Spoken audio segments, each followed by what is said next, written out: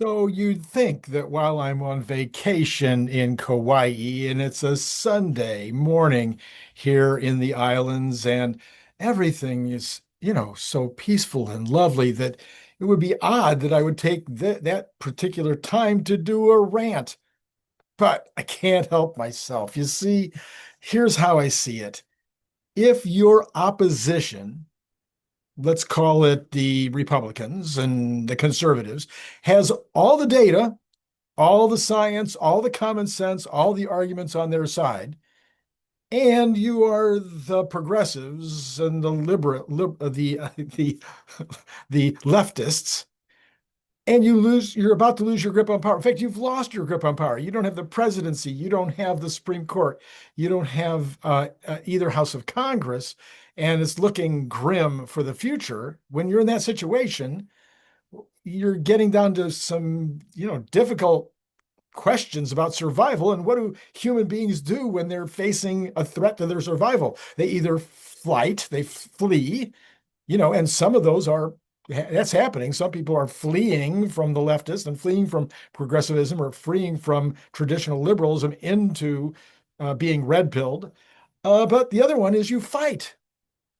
So when you fight, what do you got to do? Well, you might want to destroy the enemy. You're going to fight by trying to destroy them in some way. Thus, you have Elon Musk and Donald Trump as the target of defamation, hoaxes, economic war, actual violence, and attempts to assassinate them. Now, it should be obvious. I think it's obvious to you. Maybe there's some of you it's not obvious, but let me know in the comments. It should be obvious to anyone that is even halfway thoughtful right now that the progressives around the world are the ones that are resorting to treachery, to actual harming people, to actually hurting, trying to kill whatever people. They're using treachery because their arguments have proven to be, I'm sorry, fatuous. You see, it isn't better to be soft on crime. It's not better to allow unfettered immigration into your country or to give special treatment in employment or in business or in medicine or any other way to those who are currently the popular subgroup based on color, sexual orientation, class, or ethnic group. And you see, and after 50 years of nonsense, the global warming crowd seems to be getting pretty tiny, smaller and smaller and smaller, as their polar bears are still a thing. And cities, as far as I've been able to tell, have not been disappearing from even a single coastline in the entire world. Well, it turns out that, men are different than women. I know this is a shock. Men cannot menstruate or get pregnant. And that if you put men into women's sports, they're going to win a lot. And so the arguments just seem to be falling apart on the left over and over and over. We found out that oil and gas, when you make a lot of it, it equals prosperity. And you know who loses the most when oil and gas are not being produced or when energy is not being produced at the maximum that you can possibly produce it? Oh yeah, the poorest among us. The rich will do just fine, but it's the poorest among us that are going to have less if we don't produce energy as fast as we can. In fact, we now have absolute proof that the best way to cure poverty is through merit, oil and gas, and lots of capitalism. That's the way you want to get rid of poverty. Well, that's the way it's going to work. Oh, and did you know that if you treat white, straight men with the same kindness that you do every other group, that will make things better overall and create less divisiveness and division in a country or in the world. So anyway, Elon Musk, he just wants to leave the earth better than he found it. So he works 16 hours a day, 7 days a week, attempting to do so. You see, he's the richest man in the world. He doesn't ever have to work again. If he didn't want to work, he doesn't have to. Or if he wanted to work selling cocaine to inner city people, or if he wanted to work, I don't know, creating his own army and taking over a small country. He could do those things, but he doesn't want to do those things, and he doesn't want to not work. What he wants to do is continue his mission of his life, which is to leave the world in a better way than he found it. He loves America. That's why he came here. He loves it way more than most of those immigrants that the lefts are so excited to get into the country. He's an immigrant, that he came here on purpose because he wanted to build the country, not tear it down. So anyway, the leftists do what they do. That's what horrible people do. They lie, they cheat, they steal, and they even burn down or kill what they hate. Some say that Elon and Tesla need a PR department to deal with all the misinformation. I agree 100%. I've said that. I've been in PR my entire life. You can try to get ahead of the stories. You can try to knock down the stories as quickly as they develop with a war room. You can attempt to romance the media to be on your side. But guess what? If the vast majority of the media are in the tank for the leftists and the progressives, I assure you, this is not going to work. They're not going to listen. Elon Musk can go on television. He can go on television 5 times and he can say over and over again, I haven't taken any of those drugs. The only one I was taking was ketamine. I was very, very clear about that. I was very, very transparent about it. I talked about it and I stopped taking it a couple of years ago because it wasn't really working that well for me. I have issues with depression. I do. My brain is bursting all the time with all these ideas. I can't possibly do them all. And so sometimes I get depressed because I can't get done all the things that I would love to do. And I'm sure there's other things as well. So he tried ketamine as a solution and it worked for him for a while, but he says, I don't do it anymore. And by the way, it's a prescription drug. So what do you think the answer? Well, maybe you could, hope that the hoax will just go away. It'll last for a few weeks. They'll milk it until the clickbait doesn't work anymore.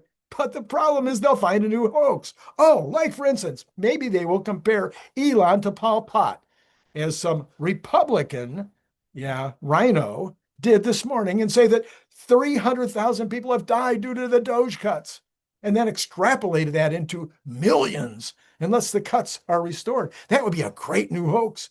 It has a lot, it feels like something you could use with power. Well, okay, so what you do is you get an American university where there's absolutely no bias, no left-leaning folks, and those people at that left-leaning university come up with a model of how the cuts to USAID might actually play out. Now, they don't have any stats on the ground of the deaths. They don't have any, morgue result, nothing to show that anybody has died. No actual stats. They don't have even any statements. You would think they would go out and get at least one grieving family member to say that only if that individual, if their family member had one more meal, if they had one more meal or 2 more meals, they would have lived. But because of USAID being cut off, they didn't get that last meal and they died. Or maybe you could get some grieving family whose family member had AIDS, and you could find out that they didn't get any AIDS treatment for a month. You don't usually die in a month. For 3 months. Well, okay, the USAID thing was stopped about 3 months ago, so they didn't get their AIDS treatment for 3 months and they died. I don't think it works that way. Can somebody help me in the comments? I don't think you will die if you don't get your AIDS treatment for 3 months. And then there was some kind of arguments a couple of months ago about babies being born because their mothers didn't get certain treatments with regard to some kind of sexually transmitted diseases or diseases that they had. And so their children were dying because of, So we don't have any evidence. We have a model. Now, I'm trying to figure out why Elon Musk is the one that should take the culpability here. You see, because it would seem like that the counter argument would be, I would think that maybe these morning Sunday shows would have had counter arguments like, oh, every charity, every church, every government other than the United States has failed to step in the breach. So, I mean, Germany, Italy, go through all the European countries, go through all, China, all the Southeast Asian countries, the Philippines, South America, Argentina is doing real well right now, maybe Mexico. None of these countries, not one of these countries, not one charity, the Melinda Gates Foundation, the Carnegie Foundation, none of these foundations could have stepped into the breach and saved that poor person who died of AIDS because they didn't get their AIDS treatment for 3 months or couldn't provide those last meals that would have been the difference between life and death. Oh, well, what about the city or the country where they're living? Don't you think they would have some culpability to step into the breach if USAID was cut off. It's really the United States because they have all the responsibility to make sure that people don't die in some country in Africa. It's the United States' responsibility. And when Elon Musk went in there and he actually didn't cut off anything because he didn't have that power, all he said was, I think that the US government should stop doing this. And then the State Department had to make the decision. So how come Marco Rubio isn't getting blamed? Oh, could it be because he got 99 votes in the Senate when he got confirmed? Well, maybe Marco will start getting a lot more negative press when he decides to run to replace Trump in 3 years. But right now, Marco Rubio, for some reason, isn't getting that much impact. It's all about Elon Musk.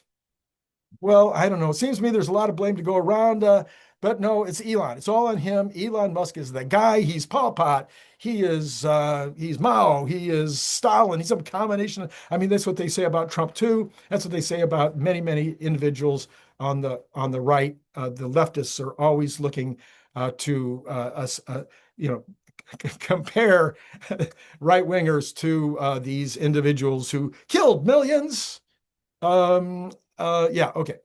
So Elon has provided, and so here's the next one, I think, because Elon has provided military assistance in the Starlinks. He's given Starlinks to both the Ukraine and to the Israelis.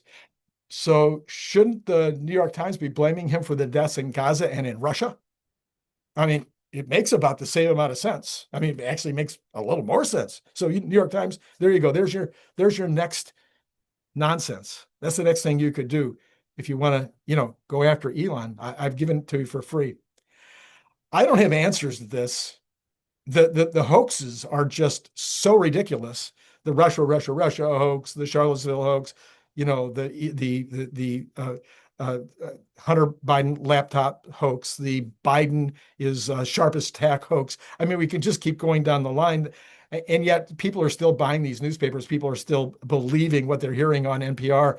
I fully don't understand. I see it on X all the time. I see these people that are quoting back these very things, these hoaxes, continuing to quote them back over and over and over again. I don't get it. I don't understand it. Where is the common sense?